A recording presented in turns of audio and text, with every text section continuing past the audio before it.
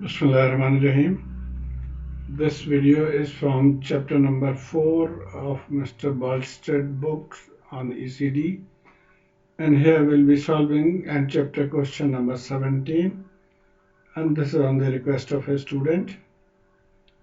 So let's see straight away to the question. Given the information provided in figure, determine these 4 parameters we have to determine.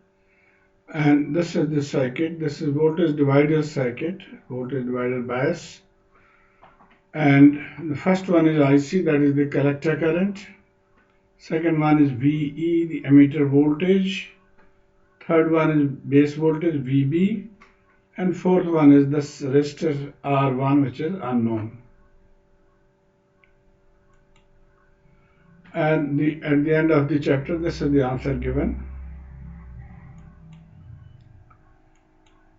So first of all, how do we calculate IC? Now if you look here, there is a voltage here. This is called VCC and this is VC. So this higher voltage minus the lower voltage divided by resistance will be IC. So IC you can say is VCC minus VC divided by RC. VCC minus VC divided by this resistance RC. So we know all the values, so we'll just plug in the values 18, 12, 4.7.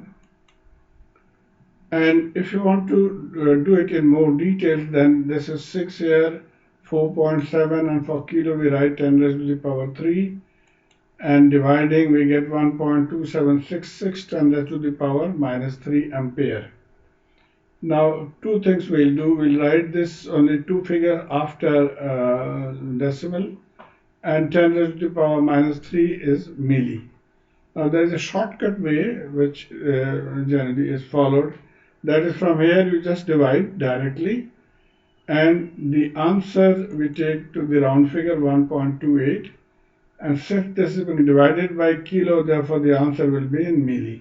So you can do it directly also, or you can do from here. Okay, the next part is VE. This is VE. So if we know this current, which is IE, then IE multiplied by this resistance RE will be VE. Now, so we can say that VE is IE RE, but we don't know IE. Now, this is the general formula for the emitter current IE, which is equal to IC plus IB. This is IC, this is IB.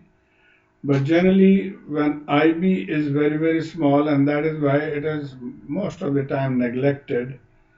And here also we'll neglect. And so we'll say that IE is approximately equal to IC.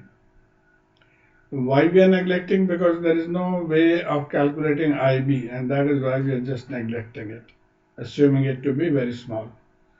Okay, now we replace this IE by IC, and now plugging in the value of IC and RE. So this is the answer, 1.536 volt. Here also we'll just take 2 decimal points, so it will be 1.54 volt. Now coming to part C, VB. Now VB is the voltage at the base, and this is equal to this voltage, which is we call VBE. VBE plus VE. So VB is VBE plus VE. VBE for silicon transistors is 0.7 volt, and this is 1.54 from here. So VB is 2.24 volt. So part C is done. Now the last part, which is R1. We have to find this resistance R1. We have calculated VB. Now let's first of all draw the current. We are calling this current IR1 and this IR2. It's not the same because IR1 is actually dividing into two parts, IB and IR2. But here also sometimes IB is neglected, and therefore it is assumed that IR1 is equal to IR2. So we'll do that here also. First of all, if we know this voltage here, which we call in VR1, then VR1 divided by IR1 will be R1. So R1 is VR1 divided by IR1. Now VR1, this voltage here can be found from VCC minus VB. So VR1 is VCC minus VB, and plugging in the values, it is 15.76 volt. So we have found VR1. Now we need to find IR1. Now we can't find IR1 directly from here, but we can find IR2 from here, and we can assume that IR1 is equal to IR2. And so IR2 will be V divided by this resistance VB. So VB divided by R2.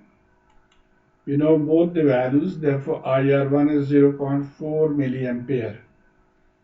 And so now we can put this value here to find R1. So R1 is V1R1, VR1 IR1. This is 15.76 and this is 0.4. So IR1 is 39.4 kilo ohm. So I hope you have been able to follow this. Please let me know through your comments. Thank you.